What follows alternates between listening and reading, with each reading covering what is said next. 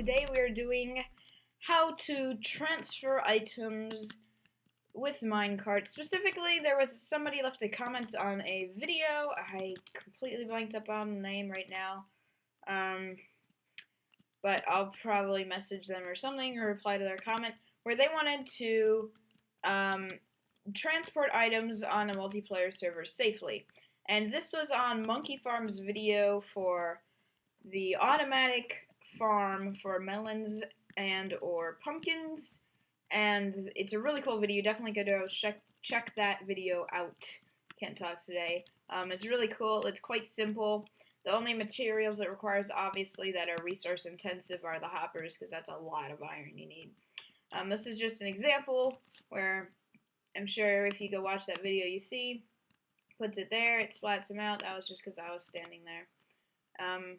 It goes in the hoppers, and then you can rig it up into a dropper or a chest or whatever. And he ended up using water streams to carry it to his house, but on like a multiplayer server, that just isn't safe.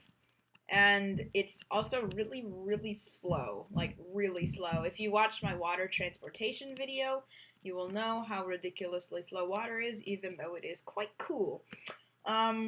So it requires it's the same like circuit for to get the dropper to work.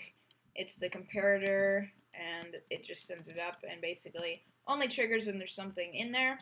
And so the key to this entire thing working, if I just get this video rolling along, is the hopper minecart, the minecart with hopper. And this has one really cool feature that is utilized in this design, and that is it will pick up any items on the track. So, for example, if we place that down, it dispenses them. If you wait until it gets through all the hoppers, it dispenses them, and then it picks them up when they're on the track. So now it's in its inventory. So, you can take it down, and you take it along the track, whatever. The biggest problem with this idea that I was thinking of was, what is the best way to pick up the items? Because there's so many different ways. This is one way. I can actually show you a little bit, but and that is completely controllable how many items you want to go into each hopper before it moves along. And the problem with this design, though, is that it always requires for there to be at least one item in the minecart when it comes around that direction. I'll show you it maybe at the end of the video or something. But anyways, I tried doing all these different things, but the best way I ended up doing was just having the hoppers under the tracks. If you shift click on the hoppers with tracks, they now do place on top of hoppers, which wasn't true in the earlier snapshots. So it does require a lot of materials, because it requires 5 iron and 8 planks for the chest per hopper. So that's like 5, 10, 15, 20, 25, 30, 35, 40, 45, 50, 55, 60, 65 iron, so over a stack for the amount of hoppers I have in here, which gives a pretty decent payout. If we just get, I don't know, melon slices and we get a stack, I can, if I'm fast enough to right click and shift it in there, you can see there's like 28, 2, 3, 4. So you get a pretty decent amount, and since this track is so short, it comes around and delivers it. Again, it basically, I'm not sure if it, for some reason, I don't think it delivers them in the corners. I don't know why, but it almost gives 1 per hopper as it passes by. It drops 1 item in every hopper that it passes over. And through my testing, it really doesn't matter what speed it is at. So, moving along. That is quite resource intensive, but it works great. If you want to do more, you need more carts to make it go faster.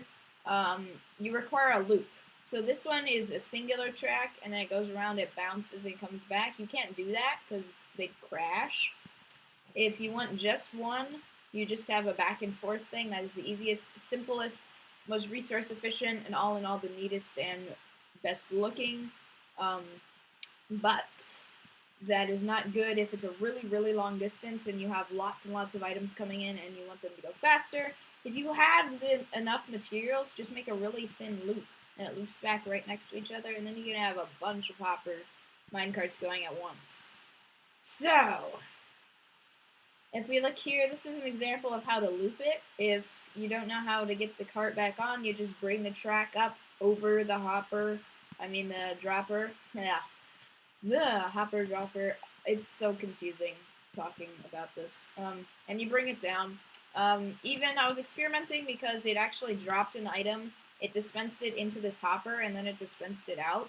I tried putting a half slab over it. That didn't work. It still put it in the hopper. That doesn't matter at all. I just wanted to point that out. So here is an example. This is the same thing except it's just a little bigger, whatever. So we put items in the hopper. It'll start sucking them out and then it pushes it along its way. So you see we wait for it to come back here. I'll just explain what's going on. It stays there on the hopper. It dispenses a few items depending on how long you time this. That's why it's completely customizable. And then it'll put you back on the track and keep going. So it all depends on how many repeaters, on what delay you have it for, how many items it puts before it keeps going. Now, the thing about this though is that it is triggered by items being dropped in the hopper. So if there are no items when it comes on and stops, it'll never be triggered to push along again. That's the problem, if that made any sense. So, by far the best way, summarizing, for Monkey Farm's idea, or in any idea for transporting items instead of water, with hopper minecarts are the best way to go.